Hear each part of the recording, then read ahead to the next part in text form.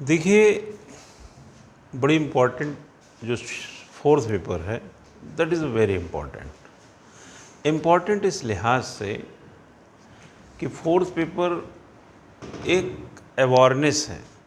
चौथा प्रश्न पत्र एक अवेयरनेस है। अवेयरनेस इट मीन्स कि आप जाग रहे हैं, लेकिन जागरूक कितने हैं। जागना और जागरूक होना, जिंदा होना और जिंदा दिली के साथ रहना।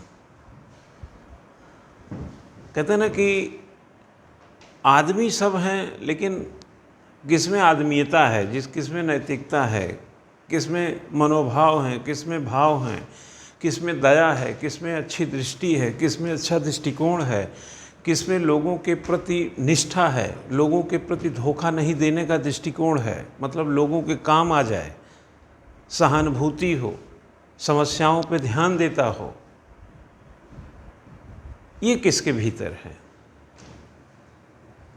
तो एक होता है जागना, एक होता है जागरूक होना। आपकी ज़रूरत कहाँ है, आपको कितना काम आना चाहिए, आपका इमोशनल या इमोशन इंटेलिजेंस कैसा, इमोशनल इंटेलिजेंसी कैसी है। किसी को सड़क पे गिरा देखा, अपने चले गए, चलो ठीक है, मान लिया आप मदद करने लायक नहीं, लेकिन समझने लायक तो हैं कि ये क्या वाकया क्या है। क्या पता कोई नातेदार हो, रिश्तेदार हो, सड़क पे हर गिरा व्यक्ति कोई ज़रूरी नहीं अपरिचित हो सकता है आपकी बड़ी ज़रूरत हो। जैसे होता है ना, गाड़ी चलाना और एक अच्छा कुशल ड्राइवर होना, मतलब जागना और जागरूक होना। जैसे पढ़ाई करना और स्पर्धा में पूरी तरह से अपने को रमा लेना, अपने को स्पर्धी बना लेना। ऐसे तो 10 लाख लोग फॉर्म भरते हैं सिविल सर्विसेज का, लेकिन उसमें जो प्री परीक्षा है उसके पॉइंट ऑफ व्यू से, मुख्य परीक्षा उसके पॉइंट ऑफ व्यू से, किस तरीके से आप अपने को पाते हैं, वह आपका ताकत होगा।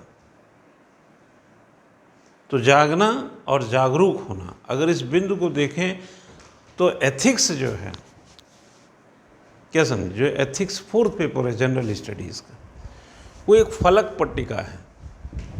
और इसके लिए कोई नई बात नहीं है, आपको आता है, आप जानते हैं, आपने कभी ठीक से उपयोग नहीं किया, उपयोग किया लेकिन एथिक्स समझ के हो सकता उपयोग न किए हों। इस पाठ्यक्रम में जो चीज़ें लिखी हुई हैं, अगर इसको हम अभी आपको बारी बारी से रखें इसको, तो आपको आइडिया आएगा कि वाकई में ये चीज़ें तो जीवन में सबके होती होंगी। अगर विवेकानंद जी ने कुछ कहा है, अरस्तु ने कुछ कहा है, प्लेटो ने कुछ कहा है, सुकरात ने कुछ कहा है, बाल गंगाधर तिलक ने कुछ कहा है, मौलाना अबुल कलाम आज़ाद साहब ने कुछ कहा है, APJ अब्दुल कलाम साहब जो हमारे पूर्व राष्ट्रपति रहे, मिसाइल मैन, भारत रत्न, अगर उन्होंने कुछ कहा है, महात्मा गांधी ने कुछ कहा है, और भारतीय राष्ट्रीय आंदोलन के बहुत सारे जो पुरोधा थे, जो ताकत लगा रहे थे देश की आज़ादी के लिए, अगर उन्होंने कुछ कहा है और वो बातें हमारे जीवन को एक तो सहानुभूति से, समस्या की समझ से, मनुष्य में मनुष्यता, आदमीयता, नैतिकता आदि को भरने में, और एक दूसरे के प्रति सहानुभूति, एक अच्छी दृष्टिकोण, एक अच्छा मान, एक अच्छा सम्मान, एक अच्छी मदद, एक अच्छी सहायता अगर आ जाती है, तो जाग तो सब रहें लेकिन जागरूक सब नहीं हैं। जिसके अंदर आएगा वो तो जागरूक होगा, लेकिन बाकी जाग रहे हैं। आप समझ गए कि नहीं बात? तो अवेयरनेस, सिविल सर्विसेज के स्टूडेंट के भीतर एक जागरूकता होनी चाहिए। सबसे पहले नॉलेज नहीं मैं बात कर रहा, अवेयरनेस की बात कर रहा हूँ। जो नॉलेज आपको नहीं पता है वो धीरे धीरे पता हो जाएगा, लेकिन पता करने की एक स्थिति को पैदा करना। जागरूक क्या होता है? जैसे किसी चीज़ को सुन, अच्छा ये कैसे होता है मुझे भी बताओ जरा। एक होता है दो लोगों को बात कही जा रही है, एक को कोई मतलब नहीं, एक परेशान है कि मुझे भी बताओ। दोनों जाग रहे हैं, बट जागरूक कौन है? आप समझेंगे नहीं? तो सिविल सर्विसेज में पीसीएस की परीक्षा में जो एथिक्स का प्रश्न पत्र है वो बेसिकली एक अवेयरनेस है। उस अवेयरनेस के मोटिव से अगर इसको पूरा विन्यास करके देखें तो आप क्या पाते हैं, आपके अंदर है वो चीज़। अच्छा एक चीज़ बताइए, सारी उम्र से एक बच्चा से लेकर एक बूढ़ा होने तक के बीच में अलग अलग पड़ाव आते हैं। कभी चॉकलेट खाने का बड़ा मन होता था, फिर कभी क्रिकेट खेलने का बड़ा मन होता था, कभी पढ़ने का भी नहीं मन होता था, मतलब घूमने का मन है। मतलब आप जो है अगर एक घूमने वाले व्यक्ति से पूछो कौन सी जगह घूमने को, देखो 10 जगह बता देगा। उसको घूमने वाली जगह को लेकर के जागरूक है, वो अवेयरनेस है, तभी तो इतनी जगह जान पाया वो। और एक उसी का साथ का व्यक्ति है, घर में बैठ के पढ़ता है, उससे पूछे बोले हमको कुछ पता नहीं। आपको जागरूक कहाँ होना है। पायनियर ने कहा है कि अगर कोई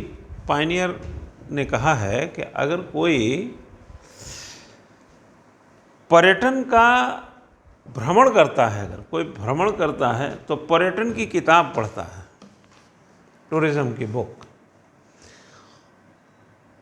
और अगर भ्रमण नहीं करता है तो पर्यटन का एक पन्ना। अगर आप पर्यटन ना भी करें, उसी में अमेंड कर देते हैं, पर्यटन ना करें, टूरिज्म ना करें, हम अमेरिका नहीं गए हैं, हम फ्रांस नहीं गए, हम जापान नहीं गए हैं, लेकिन फ्रांस में क्या चल रहा है, जापान में क्या चल रहा है, कोरोना का क्या स्थिति है, ब्राज़ील में क्या चल रहा है, पाकिस्तान में क्या चल रहा है, चीन में क्या चल रहा है, या नेपाल में क्या चल रहा है, आसियान देशों में क्या चल रहा है, ऑस्ट्रेलिया में क्या चल रहा है, इसको पता करना या इसके प्रति जागरूक होने में क्या दिक्कत है भाई। अभी चीन और पाकिस्तान इंडिया के बीच में चल रहा है लफड़ा, और आपको पता ही नहीं है कि ये झगड़ा किस बात का है। आपको पता ही नहीं कि चीन और भारत के बीच में जो वास्तविक स्थिति कहाँ तक पहुँच गई है। टीवी में तो रोज़ आता है, लेकिन कोई लोग वहाँ पे गाना सुन रहा होगा, कोई भारत और चीन के बीच के झगड़े का न्यूज़ सुन रहा होगा। तो आपका जो इंटरेस्ट है, आपकी जो अभिरुचि है, वो किस ओर है, एक तो ये पता चलता है। तो आपको पता करना चाहिए कि आपकी अभिरुचि किस ओर है। आपको पता चलना चाहिए कि आप इथिकली कितने करेक्ट हैं। आपको पता चलना चाहिए कि आपके अंदर ईमानदारी कैसी है। जैसे आप आईएएस पीसीएस की तैयारी करते हैं और तैयारी ही नहीं करते हैं तो आप तैयारी के प्रति ईमानदार नहीं हैं। अगर आप आईएएस पीसीएस की तैयारी करते हैं, उसमें इंटरनेशनल रिलेशन एक सब्जेक्ट है आपका, सेकंड पेपर में लास्ट में 4 सेक्शन है, Indian polity, social justice, governance, IR, और आप भारत और चीन के बीच में क्या सामरिक दृष्टि से क्या चल रहा है, अगर उस पर आपकी नज़र नहीं है तो आप जागरूक नहीं हैं। जिस भी काम को करते हैं उसके पॉइंट ऑफ व्यू से जागरूक। अवेयरनेस, जागरूक का मतलब यहाँ अवेयरनेस का, और अवेयरनेस आपके अंदर अगर ये चीज़ का नहीं आ पा रहा है तो एक प्रकार से आप ये समझिए कि जहाँ भी इंटीग्रिटी दिखानी है कंपटीशन के प्रति, वहाँ पर भी गड़बड़ी हो रही है। What do mean integrity? Integrity एक ईमानदारी, एक ईमानदार कोशिश। तो एक जैसे कहते हैं ना कि रेजुलेशन है हमारे अंदर, एक रेजुलेशन, हमारे अंदर एक संकल्प है अपने काम को सही टाइम पे कर लेने का। चौथा प्रश्न पत्र बहुत ही आसान प्रश्न पत्र है। मैं समझता हूं कि तीनों प्रश्न पत्र में सबसे आसान है ये, first paper, second paper, third paper and fourth paper. अब आप कहेंगे आसान कैसे है सर? आसान इसलिए है कि ये किताब का विषय ही नहीं है, आपका विषय है। चौथा प्रश्न पत्र किताब का विषय नहीं है, ये आपका विषय है, लेकिन किताब में लिपिबद्ध किया गया है जो वैचारिकी है, जो उसकी फलक है, जो उसका डेफिनेशन है, जो उसका सिग्निफिकेंस है, जो उसका इम्पोर्टेंस है, जो उसका कॉम्परेटिव स्टडी है, उसको जब आप थोड़ा किताब साहित्य में जाते हैं तो कुछ सीखने का। साहित्य हमेशा सिखाता है, साहित्य हमेशा मन को बड़ा दुरुस्त रखता है। या तो सारी घटनाएं आपके सामने घटित हों, सारी घटनाएं तो आपके सामने नहीं घटित होंगी ना। जैसे भारतीय राष्ट्रीय आंदोलन आपके सामने नहीं घटित होगा ना, अरस्तु, प्लेटो, सुकरात आपके सामने नहीं घटित होंगे ना, स्वामी विवेकानंद शिकागो में जो स्पीच दे रहे थे वो आपके सामने नहीं घटित होगा ना। वो तो जमाना निकल गया। जो घटनाएं आपके सामने घटित नहीं होंगी तो उसको तो साहित्य के सहारे ही समझेंगे ना। भाई, हमें देश में आज़ादी कैसे मिली? हमारे सामने तो आज़ादी की लड़ाई लड़ी नहीं गई, ना हम थे। हो सकता है पुनर्जन्म में विश्वास है तो हो सकता रहे हों, लेकिन याद तो नहीं है ना कि थे कि नहीं थे। तो भैया, गांधी जी असहयोग आंदोलन में क्या किए, फिर वो गोलमेज सम्मेलन में जाके क्या किए, आगे जाके भारत छोड़ो आंदोलन में क्या हो रहा था, इसके पहले बंगाल विभाजन के टाइम में कहाँ क्या स्थितियाँ थीं, या उसके पहले उसके पहले नहीं पता ना, तो क्या करेंगे हम जागरूक हैं। हम कहेंगे देखो यार, मेरे आगे तो लड़े नहीं लड़ाई। हमारे आगे अगर आज़ादी की लड़ाई लड़ी गई होती तो हमको विश्वास होता।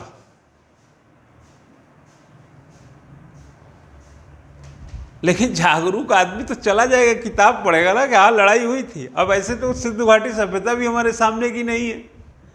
कालिदास ने अभिज्ञान शकुंतलम हमारे सामने थोड़ी बैठ के लिखे थे, या वाल्मीकि रामायण हमारे आगे लिखे थे, या मोहम्मद साहब ने जब वो अपना वो बता रहे थे तो वो सब सुने ही थे क्या? सब साहित्य में ही तो पढ़ते हैं ना।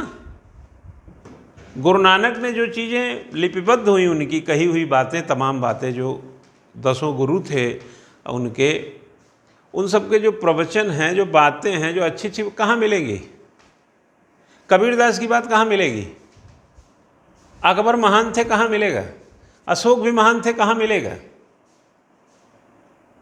लॉर्ड विलियम बेंटिंग ने ये किया, लॉर्ड डलहौजी ने ये किया, लॉर्ड कर्जन ने वो किया, माउंटबेटन ने ये किया, या नेहरू जी ने ये किया, शास्त्री जी लड़े थे 1965 में पाकिस्तान से, कैसे पता हमारे आगे घटित हुआ था? नहीं, हम साहित्य में जाते हैं तो हमारे आगे घटनाएं नहीं घटेंगी, इसलिए हमको साहित्य में जाना पड़ता है। लेकिन कुछ घटनाएं हमारे आगे घटती हैं जिसका विवेचना, विश्लेषण, महत्ता, तुलनात्मक अध्ययन सब हम कर सकते हैं, बशर्ते उसमें हमारा इंटरेस्ट है कि नहीं है, हमारी अभिरुचि है कि नहीं है, हमारा एटीट्यूड कैसा है, उसके प्रति हमारी ईमानदारी कैसा, उसके प्रति हमारा इमोशन कैसा, हमारा लगाव कैसा है। अभी आपने देखे होंगे कोरोना के टाइम में सब लोग पैदल अपने घर जा रहे थे, ठीक जा रहे थे ना।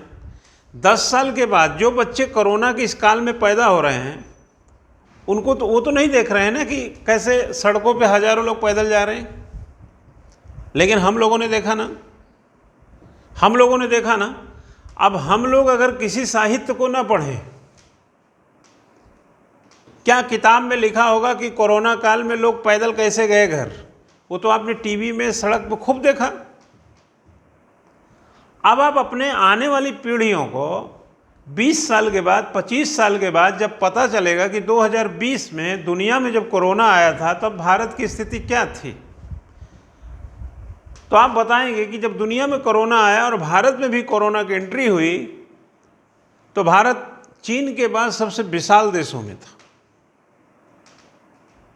करोड़ों करोड़ लोग गांवों से शहरों में काम करते थे, कल कारखानों में काम करते थे, घरों में काम करते थे, सड़कों पे काम करते थे, दिहाड़ी मजदूर थे।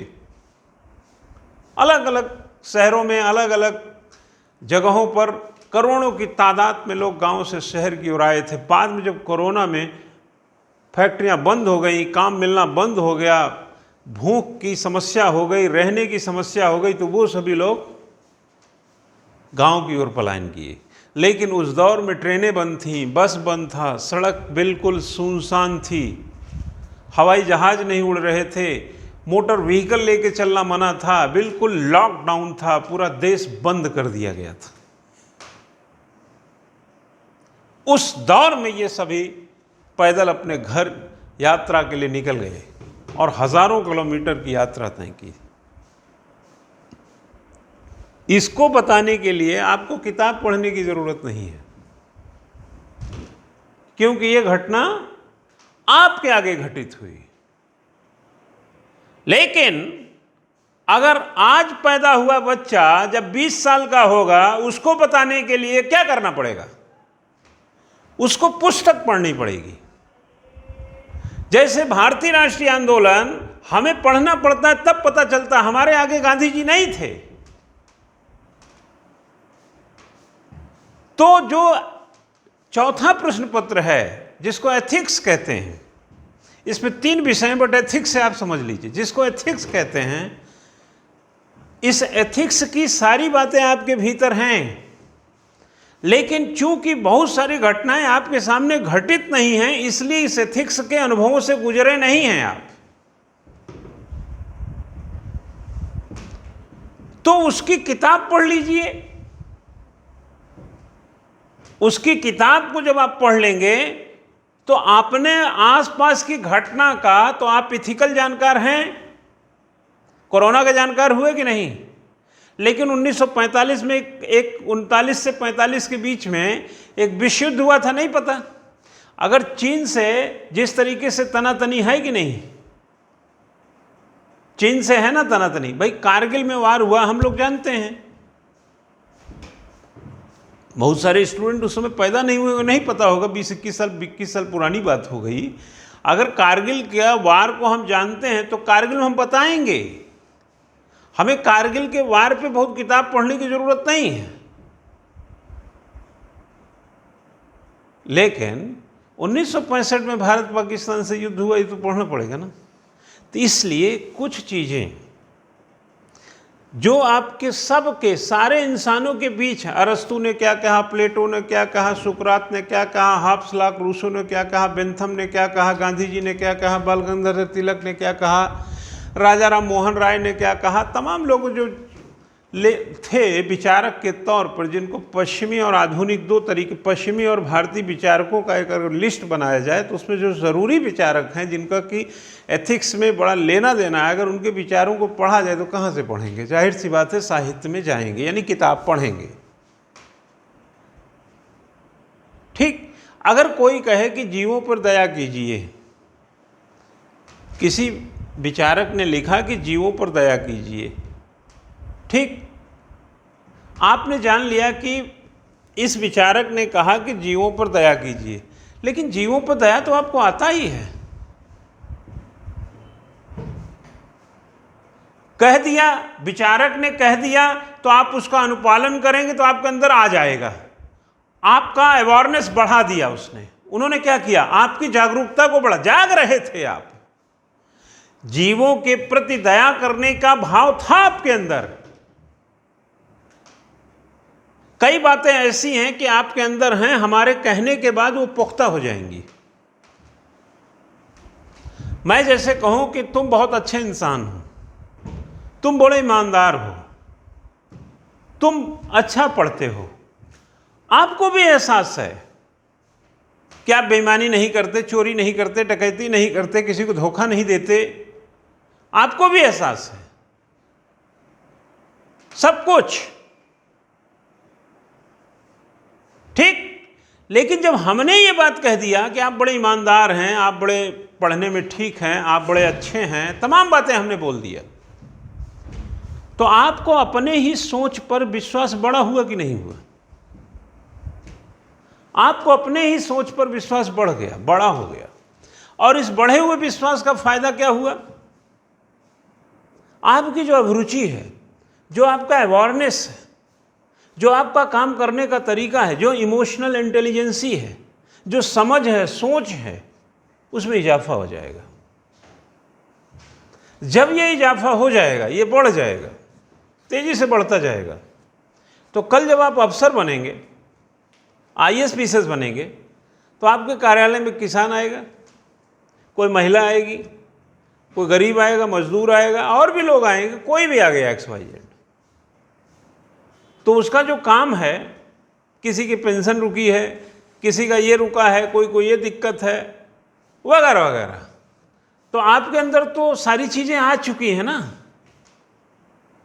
आपने विवेकानंद भी पढ़ लिया, कलाम साहब भी पढ़ लिया, आपने दुनिया भर के जो विचारक थे पश्चिमी देशों के, भारतीय विचारक, नैतिकता क्या है, इमोशनल इंटेलिजेंसी क्या है, दया क्या है, फलाना क्या है, अच्छा व्यक्ति क्या होता है, अच्छी अभिरुचि क्या होती, ईमानदारी क्या होती, सब आपने ठीक से किताबों के माध्यम से, क्लास के माध्यम से, विचार के दृष्टिकोण से ये तमाम चीज़ों का घालमेल कर लिया।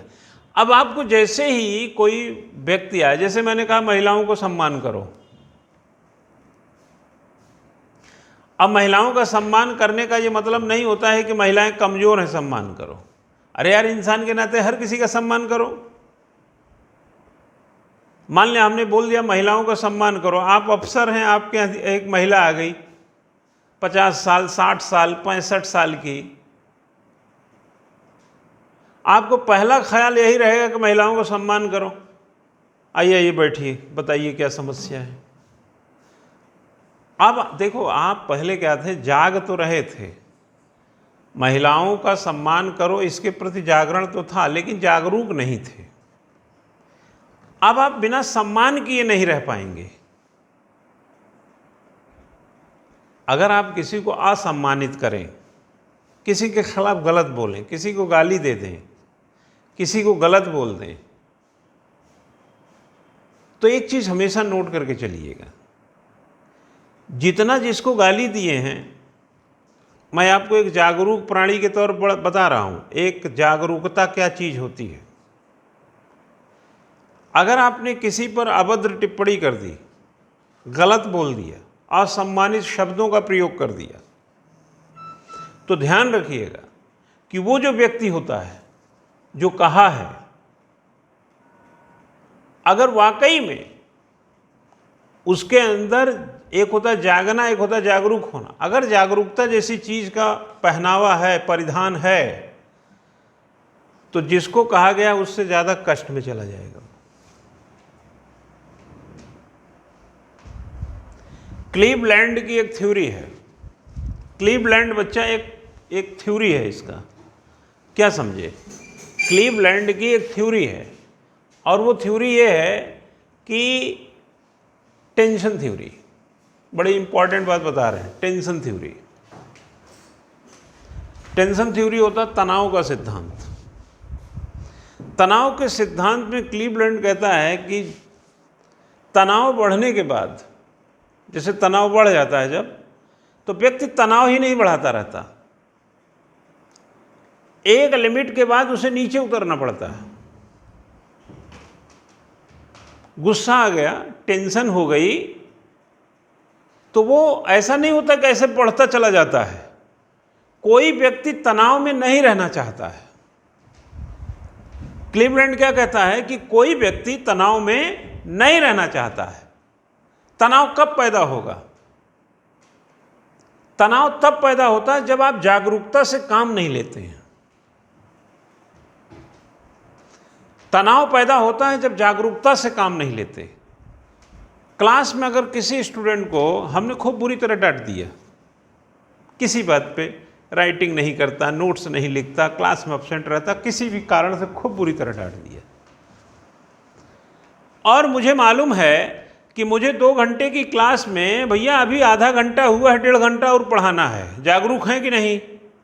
अब अगर हम उसको डांटते हैं, खूब बुरी तरह लताड़ दिया उसको, सब कुछ बोला, तुम पढ़ते नहीं हो, तुम फलाना हो, तुम ये हो, तुम वो हो, मतलब लापरवाही रहेगा, कैसे सिलेक्शन हो, जितना बात ऐसा सब दायरे में बोलना था बोल दिया, तो क्या बोलने के बाद वही तनाव में रहेगा क्या? बोलने वाला भी तो तनाव में जाएगा। अब उस तनाव से मुझे रिलीज होना है, क्योंकि तनाव ही बढ़ाते रहेंगे तो पढ़ाएंगे कैसे? क्योंकि तनाव में उत्पादन नहीं होता है।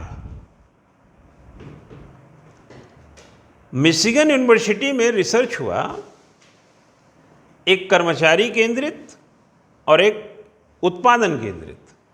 इसमें पाया गया कि अगर व्यक्ति पर कर्मचारी केंद्रित हुआ जाए, जैसे आपसे मैं कहूं कि आप थोड़ा सा खाना वाना ठीक से खा के सोया करिए, क्लास में 10 मिनट पहले ही समझिए आना है, आपको राइटिंग करने का एक टाइम निकाल लेना चाहिए। और सेहत का ख्याल रखो, सेहत पर पूरा ख्याल रखो। मास्क लगा के चलो, इधर उधर मत जाओ, ये सब मत करो, किसी से ज़्यादा मिलना जुलना का चक्कर मत रखो, जिसको अनजान व्यक्ति के समीप मत जाओ, पता नहीं कौन क्या है, कोरोना हो जाए, ये हो जाए, ऐसा बोला। ठीक। उसके बाद हमने कहा कि बेटा इस सब के बाद थोड़ा सा जो मैं क्वेश्चन दिया हूं तो उसको भी थोड़ा लिखना, तो चेक करूंगा, कोई प्रॉब्लम होगा तो बताऊंगा। इस मन से लिख देंगे आप, इस मन से ज़्यादा लिखने का काम करेगा। इसको बोलते कर्मचारी केंद्र। पहले आपकी सेहत पे ध्यान, पहले आपकी सुविधा पर ध्यान। और जब हमने उत्पादन केंद्रित होंगे तो हम क्या बोलेंगे, क्यों नहीं लिखा, दिन भर कहाँ घूमते रहते हो, क्यों नहीं लिख के लाए।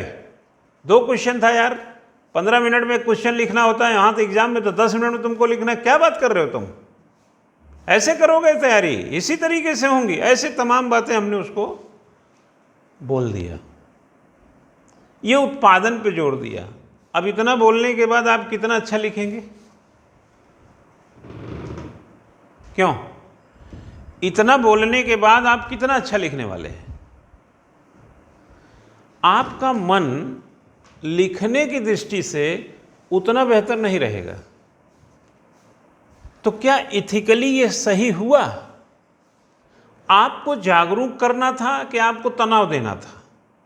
अब आप तनाव में चले गए तनाव में। हमको पता है, क्योंकि हम तो जागरूक है ना, हमें पता है तुम तनाव में चले गए।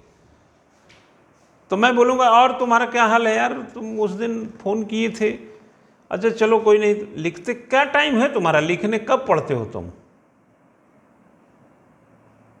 हम ऐसी कुछ बातें करेंगे ताकि आपका तनाव रिलीज हो जाए।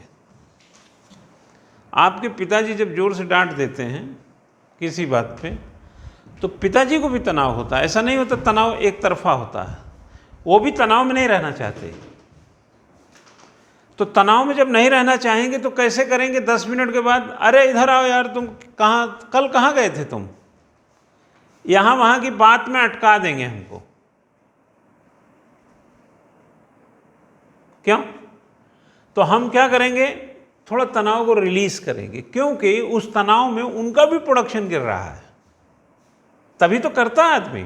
तो तनाव, क्लीवलैंड कहता है, इसमें मैं दूसरा पक्ष बता देता हूं। तनाव में कहता है क्लीवलैंड कि तनाव अगर जैसे कहीं पर प्रोडक्शन गिर रहा हो, है ना, तो व्यक्ति को तनाव दे दो। उल्टा बोल रहा हूं मैं, जैसे आप पढ़ते ना हो, एक दिन हम जम के डांट दें आपको,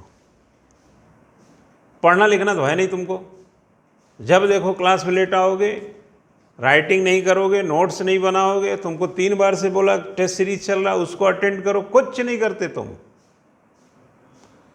तमाम चीजें हमने तनाव दे दिया आपको। अब आप तनाव में रहना नहीं चाहेंगे, क्योंकि आप तनाव में रहेंगे कैसे। तो क्लीवलैंड कहता है यहां प्रोडक्टिविटी छुपी रहती। कैसे? जब आप तनाव में नहीं रहना चाहेंगे तो आप क्या करेंगे, टाइम से आएंगे। क्लास में लेट आते थे ना, तो अब दूसरे दिन टाइम से आएंगे। तीसरे दिन क्या होगा, आप कहेंगे सर ये असाइनमेंट मैंने लिखा था। जब आप क्लास में आने लगेंगे, नोट्स लिखने लगेंगे, किताब भी बाजार से ले आएंगे, बोलेंगे सर यही किताब लेना था, हाँ यही लेना था, और आर्टिकल भी चेक कराने लगेंगे, तो अब आप तनाव से रिलीज हो जाएंगे।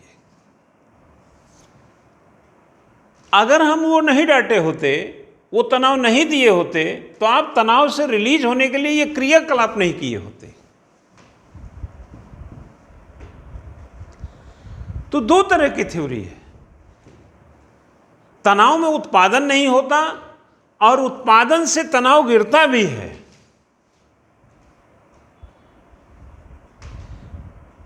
इसलिए जो हम, अगर कोई जागरूक व्यक्ति है तो कैसे प्रोडक्शन लेगा, कैसे उसकी नैतिकता में उभार लाएगा, उसका अपना एक एडमिनिस्ट्रेटिव स्किल का इस्तेमाल करेगा।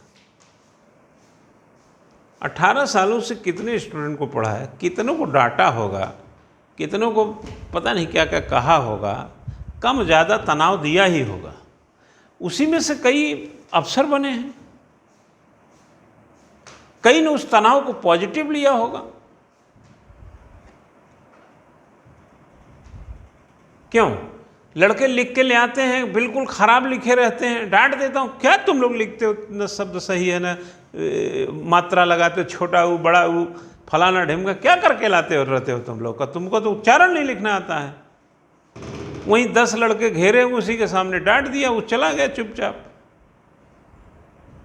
लेकिन 3 दिन के बाद फिर उसी लेख पे बोले, यार ये लाइन तो तुमने बड़ी अच्छी लिखी है, ये पैरा बहुत अच्छा है, ये फलाना बहुत अच्छा है, ये ढिमका बहुत अच्छा है, ये थोड़ा संशोधन कर लो, ये सही है, ये फलाना है।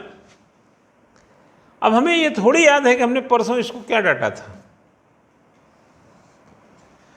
क्योंकि टेंशन में कोई रहना ही नहीं चाहिए। एवरेस्ट पे चढ़ के बाद में क्या करते हैं, अंतरिक्ष में चले जाते हैं, नीचे ही तो उतरते हैं।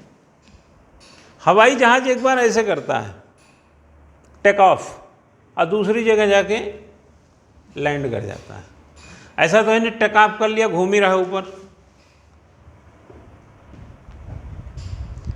हर चीज का एंड है। एथिक्स का क्या एंड है? अनवरत, इन्फिनिटी, अनंत, जीवन काल तक। आपको इमोशनल रहना है, लोगों पे दया करना है, एथिक्स बनाए रखना है, एटीट्यूड बनाए रखना है, ईमानदारी बनाए रखना है, जागरूकता बनाए रखना है, दूसरों के प्रति सम्मान को बनाए रखना है, उसको सम्मान देने का दृष्टिकोण बनाए रखना है, अच्छे विचारों का वास कराना है। वास मतलब धोना नहीं है, निवास कराना अंदर। ये नहीं कि अच्छे विचार ही धो दिए डिटर्जेंट लगा के, तेरी ऐसी की तैसी घड़ी डिटर्जेंट केक में लाई थी, अच्छे विचार धो दिया। ऐसा नहीं करना है। कोई विद्यार्थी बोले मैं तो वाश करके आई हूँ सर सारे विचार, वाश नहीं, वो वाश होता है, शाह, ये स है। मैं अब आपको एथिक्स का सिलेबस पढ़ रहा हूँ, ठीक है, मेरे पास ये सिलेबस है ये, और ये सिलेबस को मैं लाइन बाय लाइन आपको समझा रहा हूँ, और आपका कपाट खुल जाएगा आज, ठीक है ना।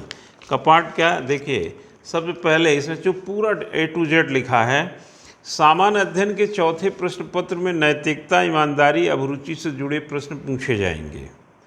This paper will be include question to test the candidate attitude and approach to issue relating to integrity, probability, integrity कर लीजिए, अभी आगे पढ़ेंगे तब करेंगे। इसके तहत छात्रों को सार्वजनिक जीवन में ईमानदारी से जुड़े मुद्दे के प्रति नज़रिया व दृष्टिकोण व उन छात्रों को समाज से जोड़ने के क्रम में उसके द्वारा सामना किए गए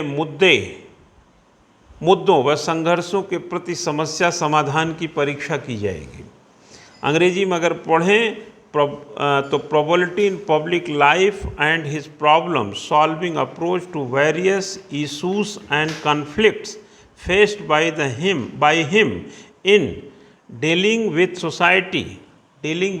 सोसाइटी को डील करना। जैसे क्वेश्चंस में utilise the case study approach to determine these aspects, the following broad areas will be covered. इसमें कह रहा है कि यह ब्रॉड एरिया हमने इसमें कवर किया हुआ। अब कवर क्या किया सुन लो, 8 टॉपिक हैं इसमें, सुनो इधर ध्यान से, पहले पढ़ा देते हैं तो फिर पढ़ेंगे।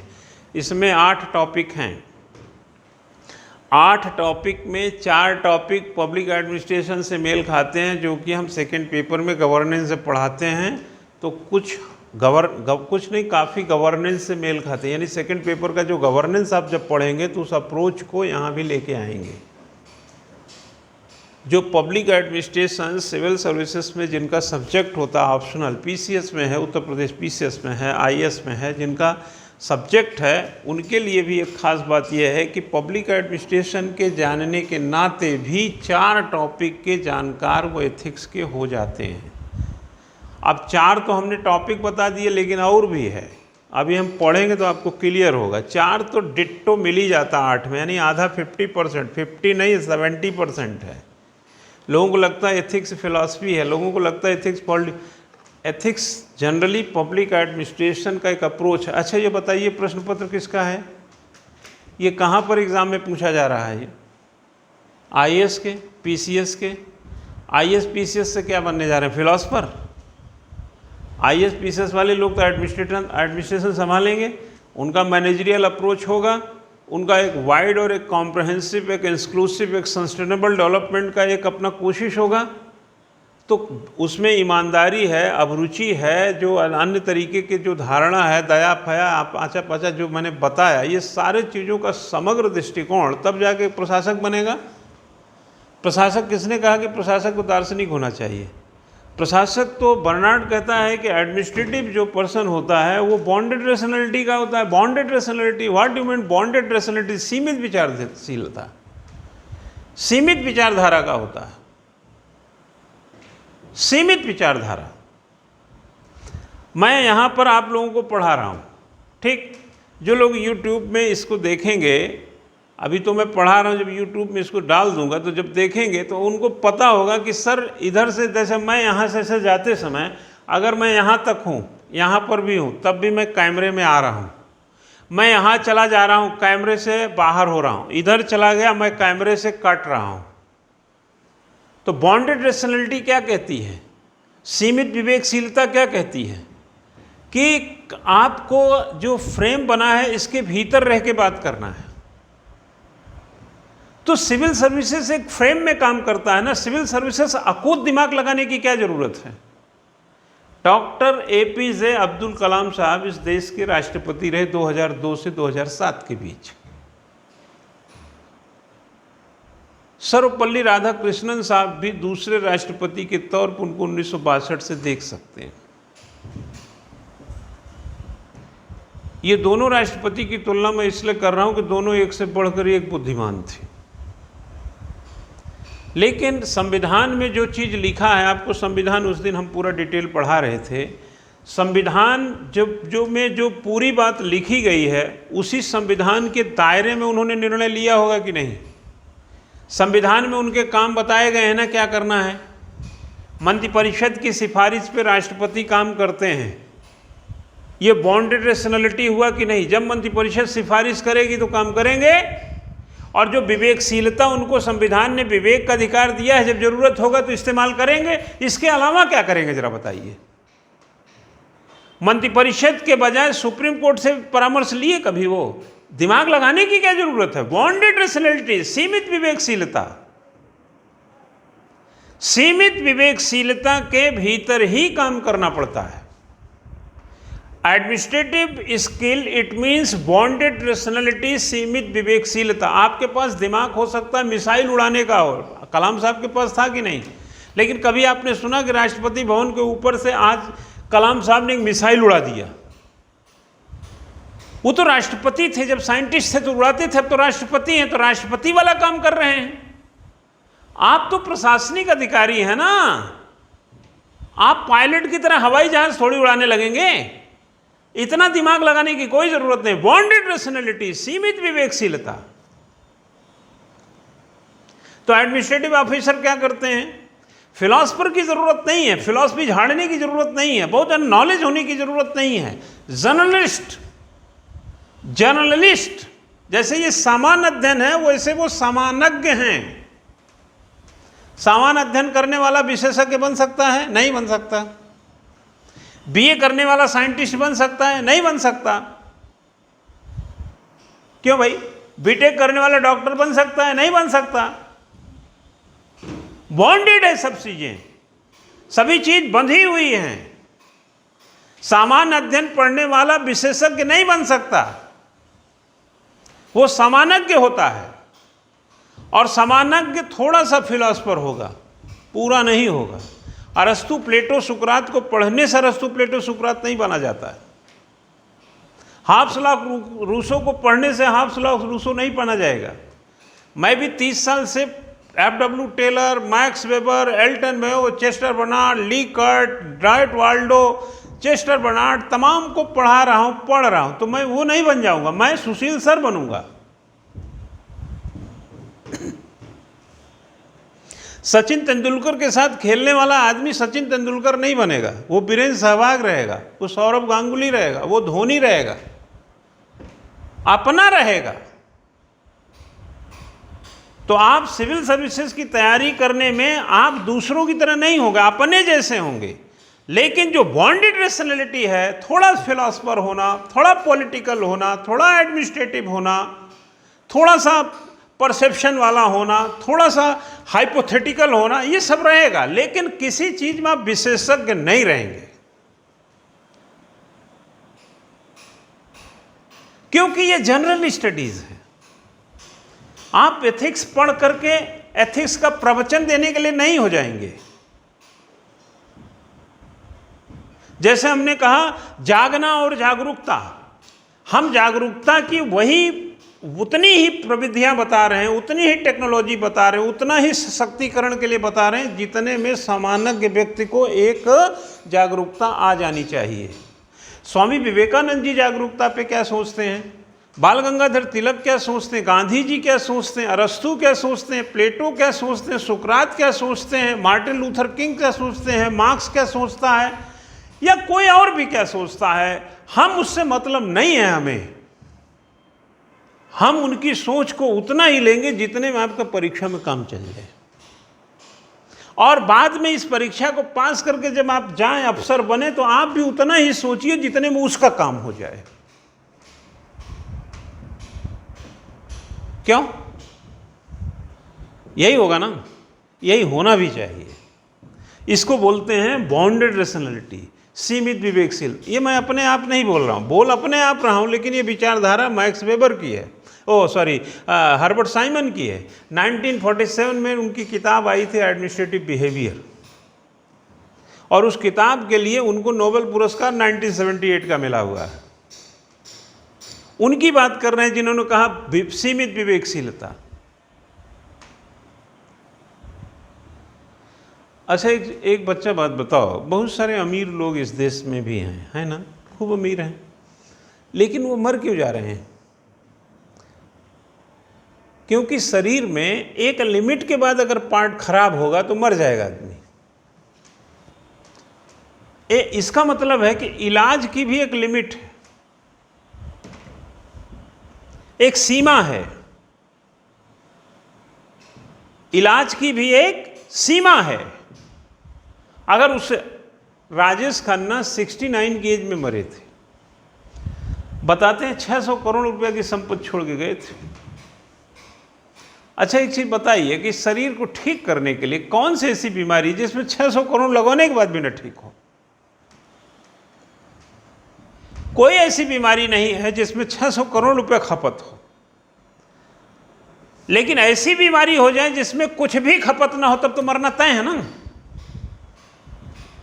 अगर किसी को ऑक्सीजन की जरूरत है और वो अमीर आदमी है तो 20 सिलेंडर मंगा ले, अगर अमीरियत से आता है तो। लेकिन सिलेंडर 100 मंगा लीजिए अमीरियत से, लेकिन वो फेफड़ा काम ही नहीं कर रहा है ऑक्सीजन डालने पे, तो मरना तो तय है ना।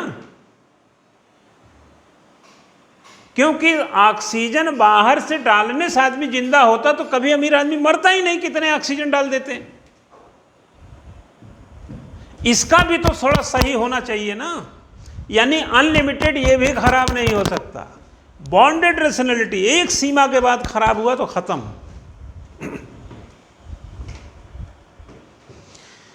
तो आपको भी क्या होना, एडमिनिस्ट्रेटिव स्किल क्या हुई? Bonded rationality.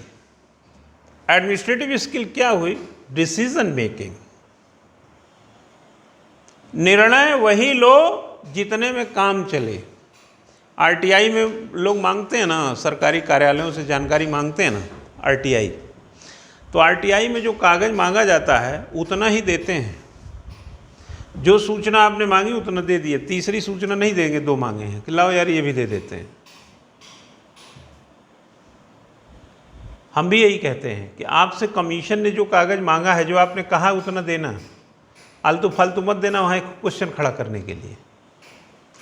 बॉन्डेड, सीमित रहो। हमारे पास आलू 1 कुंतल है तो हम क्या 1 कुंतल आलू की सब्जी बना देंगे?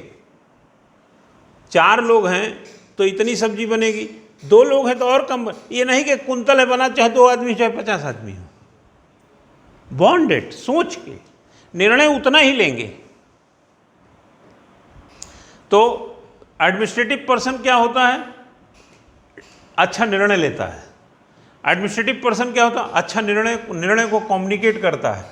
जैसे मुझे विद्यार्थियों को पढ़ाना है तो मैं विद्यार्थियों को पढ़ा के चल दिया। अब मैं सोचूं कि मेरा भाषण मोदी जी देख रहे हैं कि नहीं।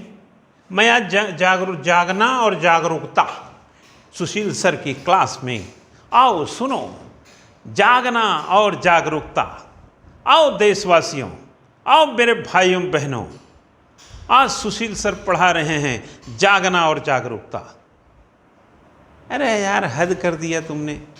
जागना और जागरूकता, कौन जाग रहा कौन जागरूक है, अगर इसको बताना, मान लो चलो चौथे पेपर के हिसाब से कुछ समझा भी रहे, तो जो सिविल सर्विसेज पीसीएस का स्टूडेंट, एसएससी वाला भी नहीं सुनेगा इसको, बैंक की तैयारी करने वाला भी नहीं सुनेगा। सिर्फ आईएएस पीसीएस तैयारी करने वाले सुनेंगे। नेता क्यों सुनेंगे? मोदी साहब क्यों सुनने आएंगे? प्राइम मिनिस्टर, उनको क्या लेना देना इससे? उनको कौन सी परीक्षा देने जानी है? तो मैं सोचूं यार मेरे में लाइक उनका आया कि नहीं, कमेंट उनका आया कि नहीं, मोदी सर का।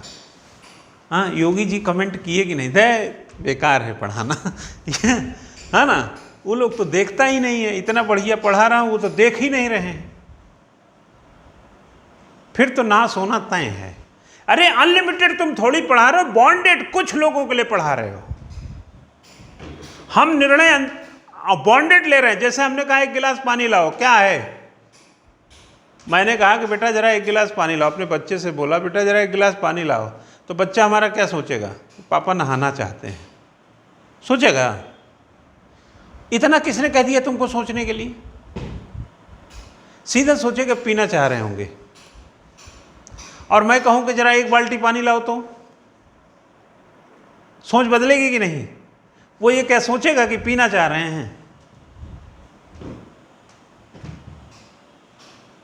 अगर नाश्ता सब्जी रोटी हो तो लोग खाना नहीं कहते, नाश्ता कहते हैं। और दोपहर में वही सब्जी रोटी खाना बन जाता है। समय बदलते ही सोच बदल जाती है। बॉन्डेड रेशनलिटी, किस समय किस सीमा में कितनी चीजों में आपको सोचना है, बस simple. That is administrative skill. यही है एथिक्स। नॉन इथिकल क्या? बेमतलब का सोचना। अरस्तु की बात को लो और उतना प्रयोग करो जितने में काम होता है। प्लेटो की बात लो, उतना प्रयोग करो जितने में। मैं जो पढ़ा रहा हूं उतना लो जितने में काम चल रहा है। अनलिमिटेड मत करो। मुझे तो बताना ही है तुमको 1-1.5 घंटा यार।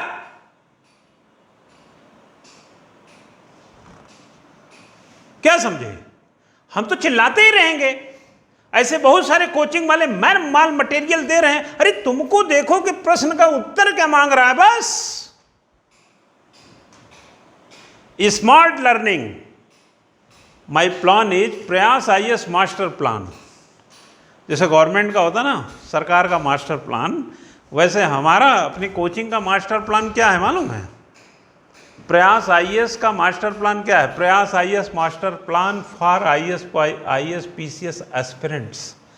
स्मार्ट लर्निंग, एक्सीलेंट राइटिंग, बस। तीसरा कुछ है ही नहीं हमारा मिशन।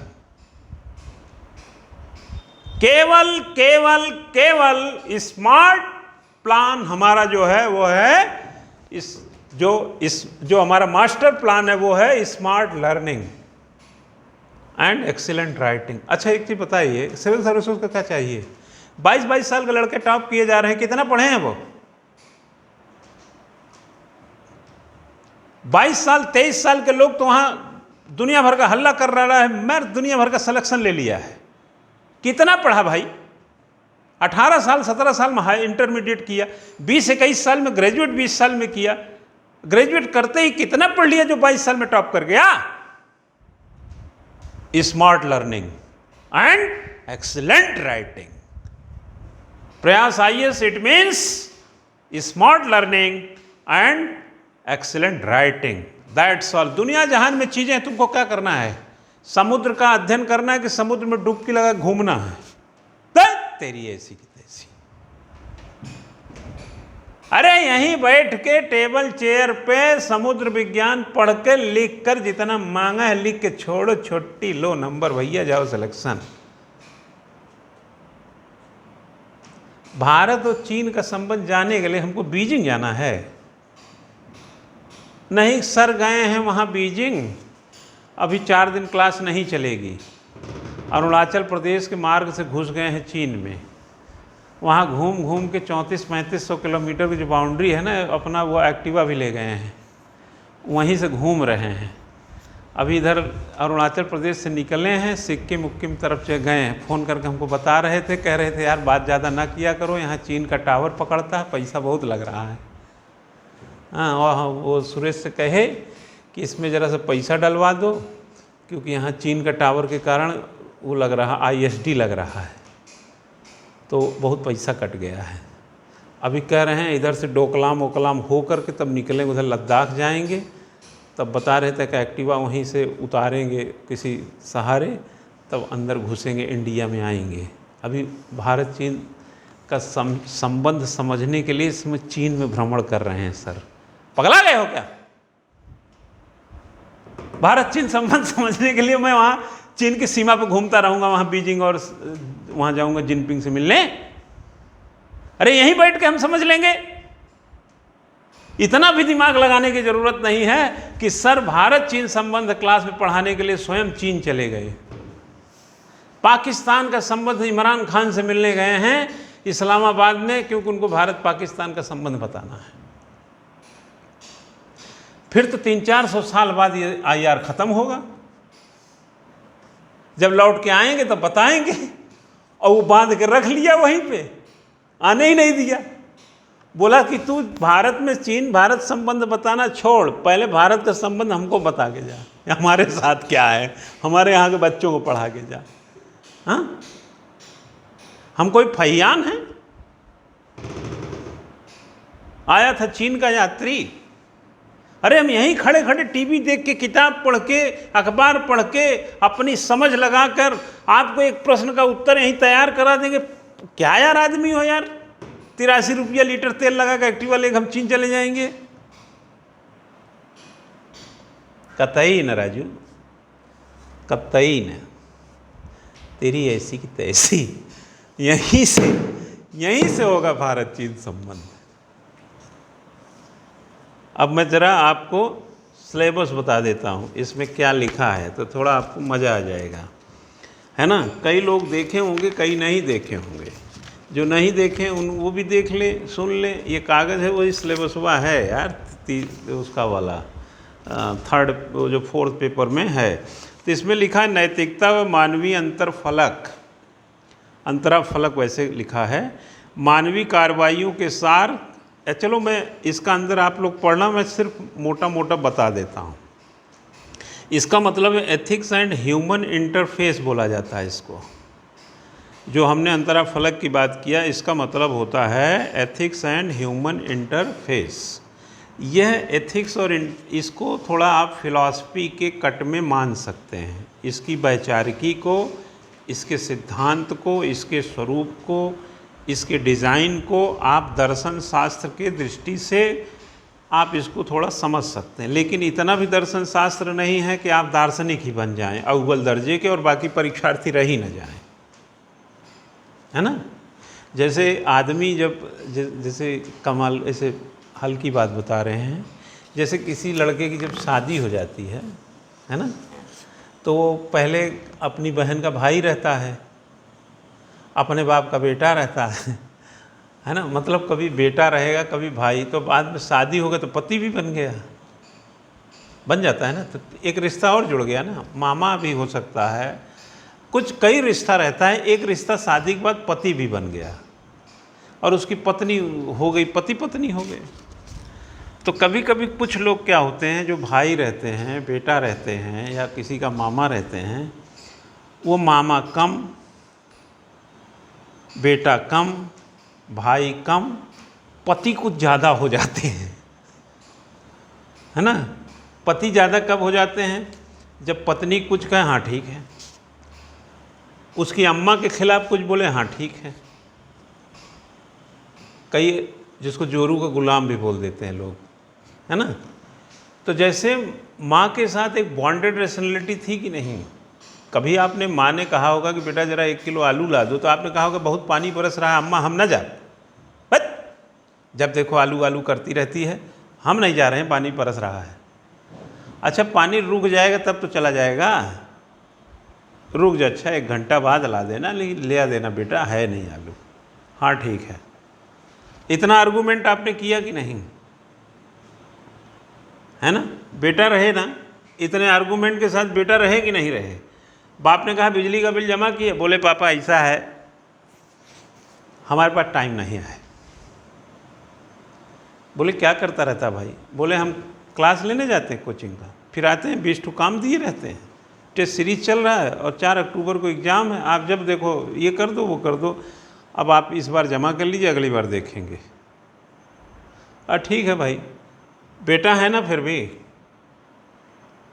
बाप मान गए ना, उधर माँ भी मान गई थी। पत्नी ने कहा चलो बाज़ार चलते हैं, पत्नी ने कहा चलो बाज़ार चलते हैं, तो आपने कहा कि देखो ऐसा है पिछले संडे तो हम लोग गए थे, अब क्या रोज़ रोज़ बाज़ार में है, क्या लेना है, और जो भी लेना है बहुत ज़रूरी हो तो बताओ, कल ले आएंगे हम इधर उधर से, कल निकलेंगे तो, अगर नहीं ज़रूरी तो फिर देखा जाएगा, 2-4 दिन बाद चलेंगे तो ले आएंगे। रोज़ रोज़ बाज़ार ठीक नहीं होता। जैसे आलू लेने के लिए आपने कुछ मना किया, जैसे बिल लेने वैसे बाज़ार जाने के लिए, अब पत्नी हो गई आपकी नाराज़। क्यों, तो पत्नी जब नाराज़ हो जाएगी तो आप कहें अच्छा चलो भाई कोई बात नहीं चलते हैं, तो वहाँ पिताजी मान गए, माँ भी मान गई, लेकिन यहाँ पत्नी को नहीं मना पाए, तो आप ज़्यादा पति हैं, बेटा कम हो गए।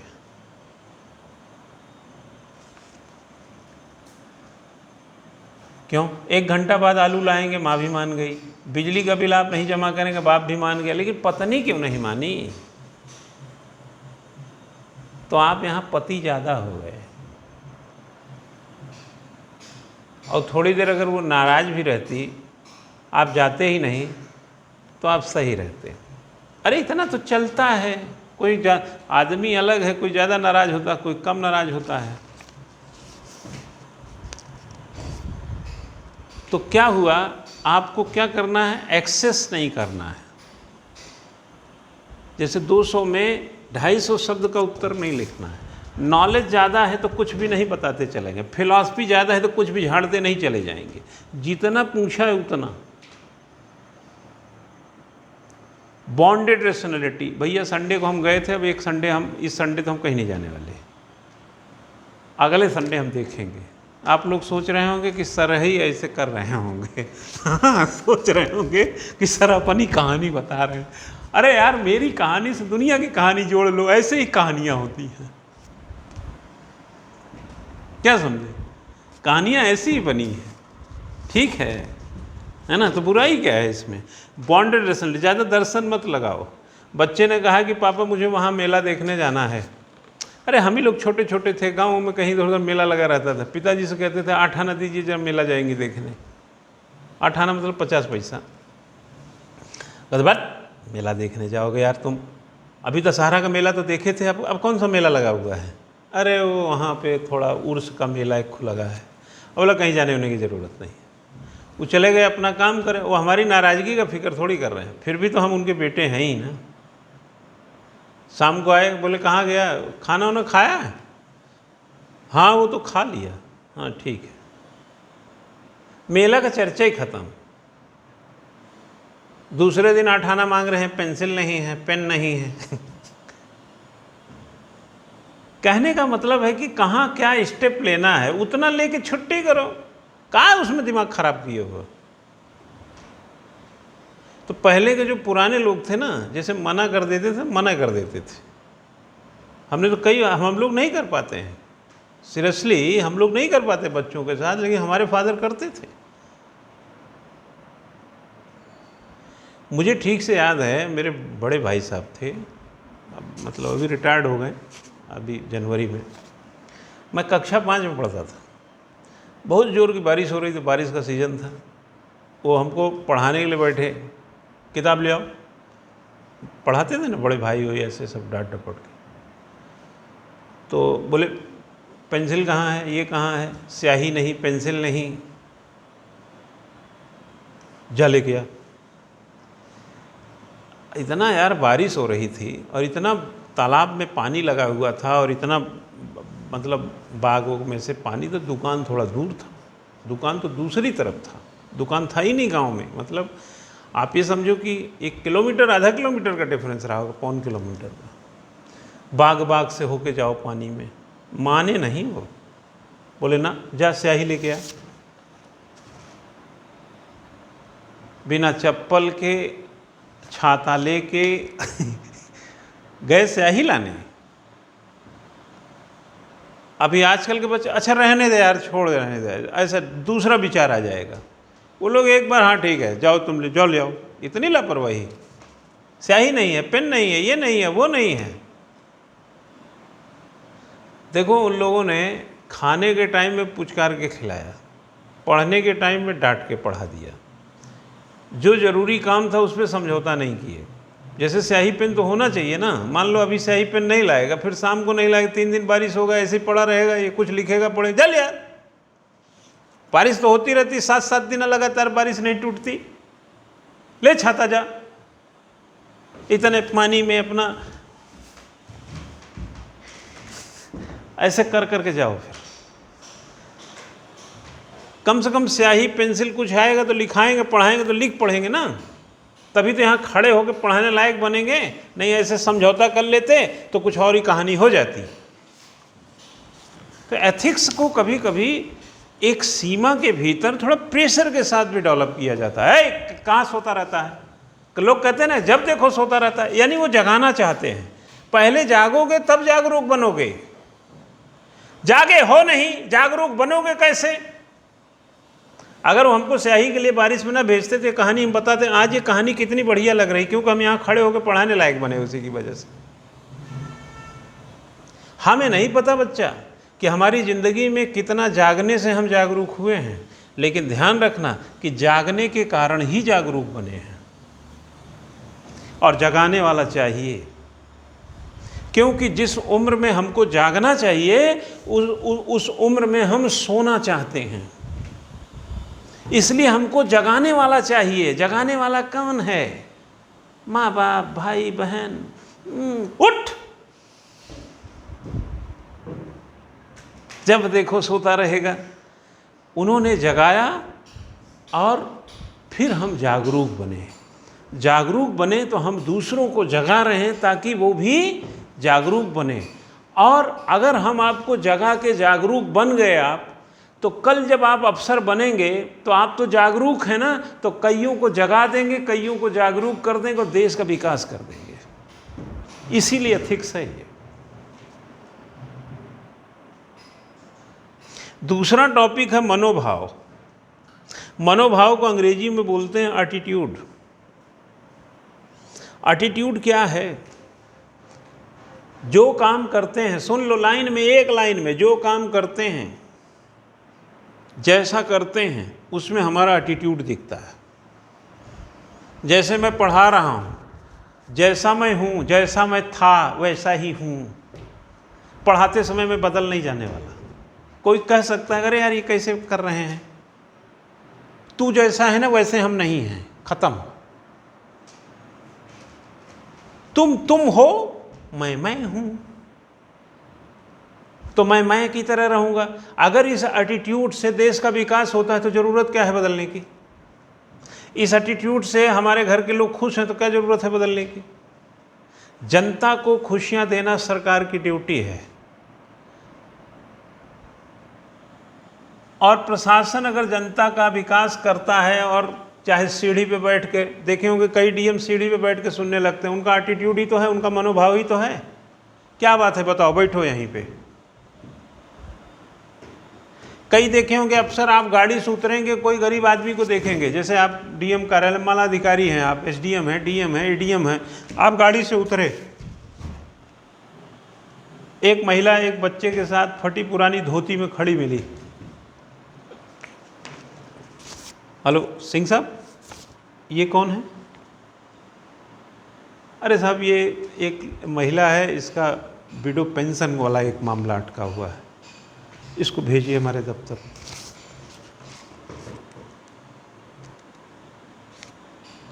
नहीं दफ्तर में नहीं रहा गया, वहीं पे जाकर के हाँ क्या आप मैडम क्या क्या प्रॉब्लम है आपको बताइए, एक कुर्सी ले आओ,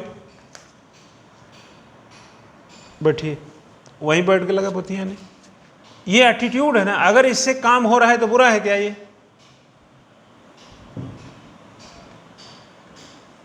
इस एटीट्यूड के साथ, काम वाला एटीट्यूड, ठीक है। और भी तरह तरह के लक्षण है, बताएंगे। मैं थोड़ा सा एक साइन, जैसे साइन अमाउंट होता है ना, कोई पिक्चर शुरू होते है उसे साइनिंग अमाउंट होता है, वही साइनिंग बता रहे हैं आपको। नेक्स्ट आता है कि अभियोग्यता एवं सिविल सेवा के लिए आधारिक मूल्य, इसको अंग्रेजी में बोलते हैं एप्टीट्यूड एंड क्या बोलेंगे इसको, fundamental values for civil services. देखो यार, डेमोक्रेसी में सिविल सर्विसेज के फंडामेंटल वैल्यूज क्या होते हैं, ये मैं आपको जब लोकतंत्र में लोक सेवा की भूमिका बताता हूँ, गवर्नेंस के भीतर जो लास्ट टॉपिक लिखा है, तो आपको बहुत अच्छा क्लियर हो जाता है, वहाँ से इसको हम कोरिलेट कर देते हैं। अब देखिए, अगर आप देखिए आगे क्या लिखा हुआ, अगर आप ईमानदारी की बात करें, निष्पक्षता की बात करें, गैर पक्षपाती की बात करें, लोक सेवा के प्रति समर्पण की बात करें, सहानुभूति की बात करें, सहिष्णुता की बात करें, कमज़ोर वर्गों के प्रति दया की बात करें, तो ये क्या है? यही तो लोकतंत्र में चाहिए लोक सेवक को। क्यों? यहाँ किसान है, युवा हैं, महिलाएं हैं, गरीब हैं, कमज़ोर हैं, उपेक्षित हैं, अपेक्षा रखते हैं, तो उनके प्रति दया हो, समर्पण हो, सहानुभूति हो, समस्या का समाधान हो आपके पास, यही वाला तो चाहिए मन, यही एलिजिबिलिटी चाहिए, यही कैपेबिलिटी चाहिए। किसमें? सिविल सर्विसेज में। अगर आपके अंदर एलिजिबिलिटी कैपेबिलिटी नहीं हुई इसकी, तो आप इथिकली काम नहीं कर पाएंगे। तो आपको अथॉरिटी दी जाती है कि नहीं, आपको डीएम एसडीएम तमाम चीज़ बनाया जाता है, तो आपके अंदर पावर तो दे दिया, लेकिन आपके अंदर जो होना चाहिए, सहानुभूति नहीं है, इमोशन नहीं है, आपके अंदर दया नहीं है, दया की भावना नहीं है, अच्छी बातें आपके अंदर नहीं है, तो अथॉरिटी का गलत इस्तेमाल कर सकते हैं ना। जैसे किसी कठोर व्यक्ति को सत्ता दे दी जाती है, तो वो पिटवा भी देता है उसको। खलनायक को नहीं देखते पिक्चर में, खलनायक के पास पैसा होता है, सुविधा होती है, बड़े बड़े भवन होते हैं, गाड़ियाँ होती हैं, लोग होते हैं, लेकिन उसका इस्तेमाल किस में करता है? और एक पिक्चर का हीरो है, उसके पास उसका टूटा फूटा घर है, माँ गरीब है, बर्तन धो रही है किसी के यहाँ, लेकिन उसका मन कैसा होता है? अब बाद में वो अपने मन को, किसी बच्चे को बचाने में, कोई डूब रहा है तालाब में, कूद करके उसको बचाता है, और जो खलनायक है वो सरेआम सड़क पर किसी महिला को पीट पीट के मार रहा है, किसी व्यक्ति की हत्या कर रहा है। उस अपने पावर का, अगर पावर के भीतर में पैनापन नहीं होगा, दया का, भाव का, सहानुभूति का, ईमानदारी का, निष्ठा का, समर्पण का, लोकतंत्र के प्रति चाहत का, तो उस ताकत का गलत इस्तेमाल करेंगे। इसीलिए सिविल सर्वेंट बहुत सारे करप्ट क्यों हैं? क्योंकि वो जनता के पैसे से अपना स्विमिंग पूल बना लिए। जो पैसा जनता को बांटना चाहिए वो अपना स्विमिंग पूल बना रहे, अपना घर बना रहे, अपनी गाड़ियां खरीद रहे, अपने रिश्तेदारों को पेट्रोल पंप दिलवा रहे हैं, तो जनता कट जाएगी। फिर ऐसे सिविल सर्वेंट में वो एथिक्स नहीं है जिसकी हम खोज कर रहे हैं, तो फिर उनको जेल में डालो, जरूरत नहीं उनकी, ऐसे मिल जाएंगे। इसीलिए तो करप्शन है देश में। और एक आता है भावनात्मक बुद्धि, ठीक है ना। भावनात्मक बुद्धि में प्रशासन और शासन की उपयोगिता और अभिक्रिया, क्या समझे? शासन हो या प्रशासन हो, व्यक्ति ही काम करता है। आपस में कैसा रिएक्शन होना चाहिए, कैसा एक्शन होना चाहिए, किस तरीके से, एक इंटेलिजेंस एस्पेक्ट। अगर मैं एक अच्छा इंसान हूं तो अच्छी सलाह देने वाला हूं आपको। ये सब आगे है। आगे आप देखेंगे भारत एवं विश्व के दार्शनिक के बारे में कहा गया है ना। भारत में वही सुकरात के बारे में, प्लेटो के बारे में, अरस्तु के बारे में, विवेकानंद के बारे में, जो अच्छे विचारक उनके बारे में। और नेक्स्ट लिखा है लोक प्रशासन में सार्वजनिक, लोक प्रशासन में सिविल सेवा, मूल्य एवं नैतिकता। लोक प्रशासन साफ साफ लिखा है, पब्लिक एडमिनिस्ट्रेशन। और एक लिखा है शासन में आचारिकता। आचारिकता को अगर हम लोग देखें तो प्रोबेबिलिटी इन गवर्नेंस, इसको हम कोड ऑफ कंडक्ट की दृष्टि से देख सकते हैं, आचरण की दृष्टि से देख सकते हैं। जैसे कहा जाता है कदाचार अगर है तो आप पर इम्पीचमेंट लगेगा, जैसे राष्ट्रपति के लिए भी कहते हैं ना कि कदाचार, आपको काम दिया गया है, आप आम इंसान हैं लेकिन अब कई इंसानों की जिम्मेदारी आपके ऊपर है, आप कदाचार आचरण के साथ काम करेंगे, कोड ऑफ कंडक्ट के साथ काम करेंगे। और code of conduct civil services में लिखा हुआ है, हम लोग पढ़ाते हैं उसको।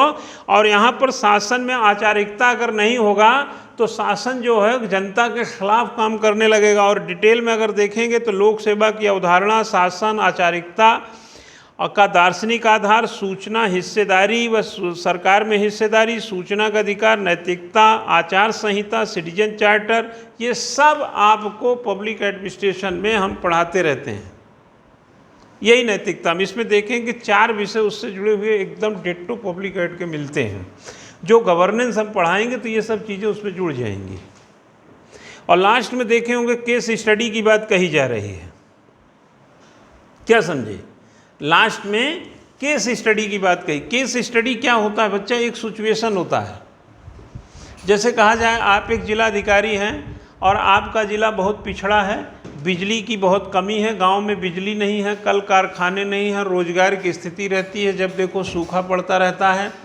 और ऐसे में उस 10 लाख की आबादी वाले इलाके के लिए जो आपको उनके रख रखाव बचाव के लिए एक अधिकारी, एक ज़िले की सरकार के नाते आपकी जिम्मेदारी है। ऐसी परिस्थितियों में आप 5 ऐसे कदमों की चर्चा कीजिए जिससे उस वहाँ के जनमानस को उनकी ज़िंदगी के लिए एक बेहतर कार्य हो सके।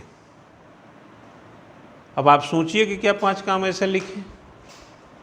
एक केस आ गया ना आपके सामने, आप किसी मीटिंग में बैठे हुए हैं, एक जिला अधिकारी के तौर पर एक बहुत ज़रूरी मीटिंग ले रहे हैं। उसी समय आपको पता चलता है कि एक गांव में बहुत भयंकर आग लग गई है और जो कि तमाम तरीके के जान माल का नुकसान हो रहा है। ऐसी परिस्थितियों में आपके क्या कदम होंगे? महाकुंभ मेला लगा हुआ है और मेले में आप मेला प्राधिकारी हैं, मेला अधिकारी हैं, और आपको यह कहा, आपको पता चलता है कि मेले में कुछ अराजक तत्व बम फोड़ने की फिराक में हैं। आप क्या कदम उठाएंगे? ऐसे तमाम तरीके के प्रश्न बनाकर आपसे समझा जाए। तो जब आप ये सब चीज़ सीख लेंगे तो ये सब चीज़ें हो जाएंगी। पहले सीखेंगे तो सीखना 2 तरह से है। देखो चेस्टर बर्नार्ड बच्चा एक बात बड़ी इंपॉर्टेंट कहता है, ग्रेट मैन थ्योरी। कुछ को जगा करके जागरूक किया जाता है, कुछ जगे भी होते हैं और जागरूक भी होते हैं।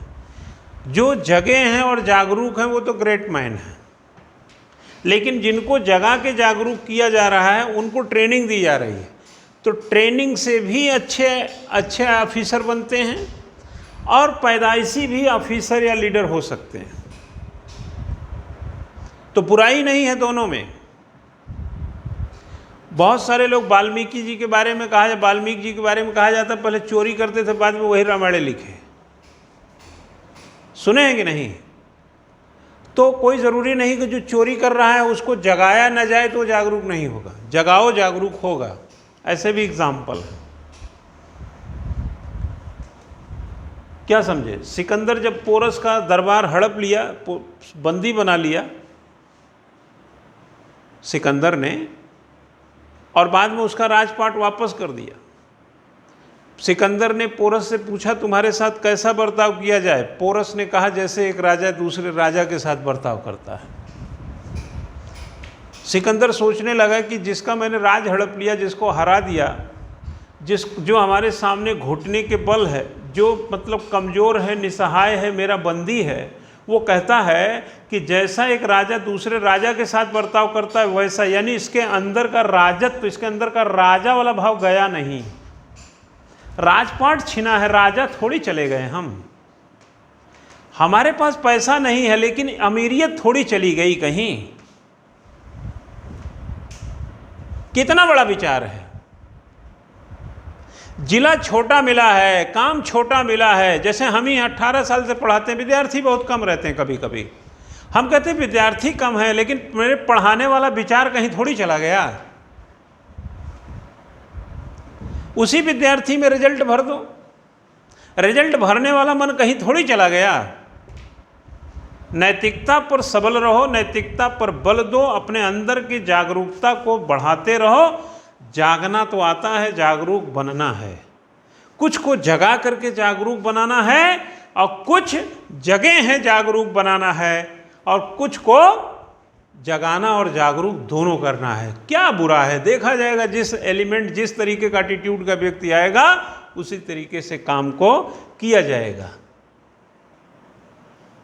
तो प्रयास को समझ रहे हैं ना आप। तो जिस तरीके का चौथा प्रश्न पत्र है, वो आपका प्रश्न पत्र है, आप लोगों के विचारों का है, आप लोगों के अंदर की जो आग है उसको बाहर निकालने का है। और ये वो आग है जो चूल्हे में लगती है तो लोगों की भूख शांत होती है। आप वो सिविल सेवक बनिए इस आग के साथ, जो इस देश के 136 करोड़ लोगों के काम आए। ऐसा एथिक्स को जगाइए। तो नज़रिया जो है, नज़रिया अपना बना के रखिए। इशारा कर रहे हैं हम, है ना। तो नज़रिया आपको बना के रखना है, और इशारा क्या कर रहे हैं कि अपने अंदर की जागरूकता को विस्फोटक अंदाज में पैदा करें।